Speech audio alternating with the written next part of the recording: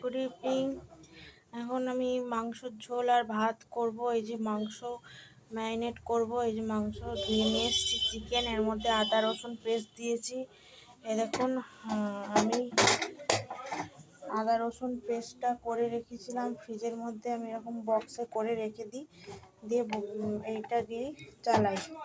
আপনারাও করে রাখবেন, অনেক দিন ডিপ ফ্রিজে রাখবেন, অনেক দিন যাবে। এই যে পেঁয়াজ কেটে নিয়েছি, টমেটো কেটে নিয়েছি, এগুলোও সব একসঙ্গে দিয়ে দেবো। শর্টে চিকেনের ঝোল রান্না করবো বন্ধুরা, এই শর্টে করব। এই যে সব কিছু দিয়ে নিয়ে ম্যারিনেট করে নিয়ে একসঙ্গে তারপরে একবারে কড়ায় চাপিয়ে দেবো, আর কিছুই না। এই নুনটাও দিয়ে দিলাম, নুন দিয়ে দিলাম, পরিমাণ মতো নুন দিয়ে দেবেন, ঠিক আছে। সামান্য চিনি দিয়ে দেবেন।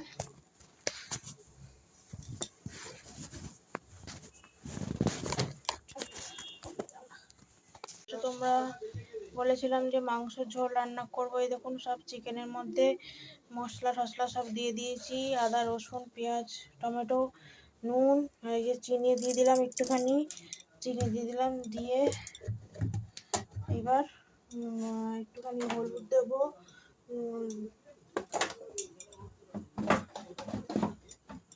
এই যে একটুখানি হলুদ দিয়ে দিলাম, মানে সব কিছু দিয়ে একবারে চাপিয়ে দেবো। যত তাড়াতাড়ি রান্না হবে তত তাড়াতাড়ি ভালো হবে। একটুখানি জিরে গুঁড়োও দিচ্ছি, সামান্য, বেশি দেবো না, একটুখানি জিরে গুঁড়ো দিয়ে দিলাম। এইবার দেব কাঁচা সর্ষের তেল দিয়ে দিলাম, কাঁচা সর্ষের তেল দিয়ে দিলাম। দেখো বন্ধুরা, এবার ভালো করে মাখবো, এটাকে সুন্দর করে মাখতে হবে। যত ভালো করে মাখবে তত টেস্ট বেশি হবে। এর মধ্যে আদা রসুন পেস্ট দিয়ে দিয়েছি, এবার মাখছি। শর্টে যত তাড়াতাড়ি হয় তত ভালো। এরকম করে করবে, শর্টেও হবে, খেতেও টেস্ট, খেতেও ভালো হবে। একদিন করে খেয়ে দেখবে বন্ধুরা, তোমরা খেতেও ভালো হয়। একটা আলাদা রকম কষিয়ে, মানে এমনি একটু একটু করে, যেটা আগে মশলা কষিয়ে তারপর মাংস দিয়ে কষিয়ে, সেটার একটা স্বাদ আর এইটার একটা স্বাদ। দিয়ে এরকম করে মাখিয়ে দিলাম বন্ধুরা। মাখিয়ে এবার আমি এটাকে ম্যারিনেট করে রেখে দেবো। এবার আমি আলুটা কেটে নেব,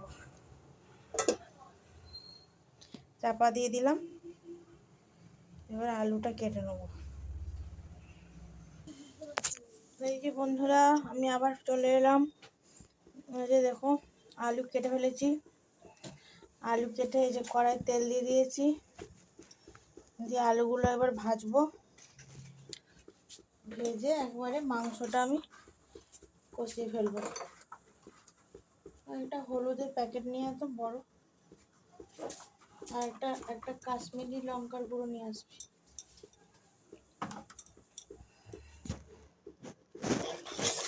কড়াই হলুদ দিয়ে দিলাম,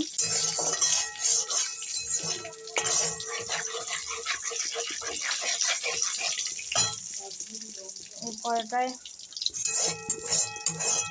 সকালে এই ডিম ভেজেছিলাম, চাউমিন করেছিলাম সন্ধ্যার দিকে। একটু চাউমিনের করা, এটা কিছু মনে করবে না বন্ধুরা। ডিম ভাজার ডিম লেগে রয়েছে, এটা নিয়ে আলুগুলো কড়াই ছেড়ে দিলাম, ভাজা হচ্ছে। লাল লাল করে ভেজে নেবো বন্ধুরা, ভেজে তুলে রাখবো।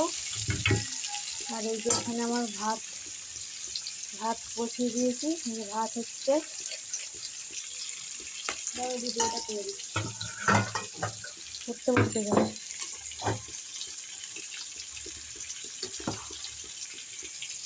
ভাত হচ্ছে বন্ধুরা। আজকে একটু ইচ্ছা হলো রাইসের চাল দিয়ে ভাত খাবো, ওই দেরাদুন রাইস, ওই জন্য এই দোকানে তো থাকে, আর দোকান থেকে ঝেড়ে নিয়ে চলে এসেছি।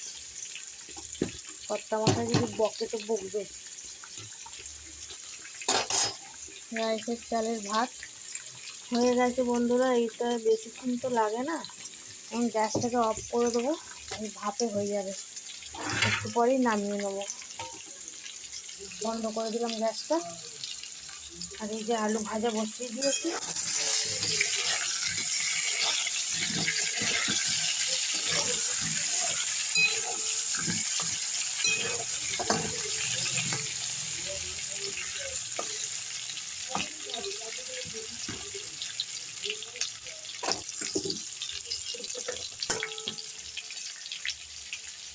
মোটামুটি একটু লাল লাল হয়েছে। এর মধ্যে মাংসগুলো আমি দিয়ে দেবো। আর একটু আলুগুলো ভেজে নিয়ে ফিরে আসছি। এই যে বন্ধুরা দেখুন, আলু ভাজা হয়ে গেছে। এবার আমি মাংসগুলো ঢেলে দেবো, ম্যারিনেট করে ঢেলে দিলাম। দিয়ে এবার একটু কোনো রকমে একটু কষিয়ে নেব।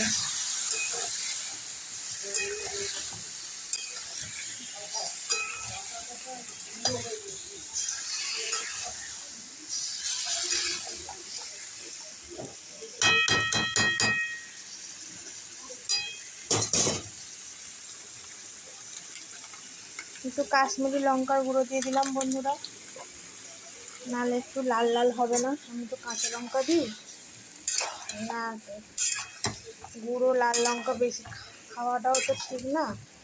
সেই জন্য কাশ্মীরি লঙ্কাটা দিলাম, একটু লাল লাল হবে।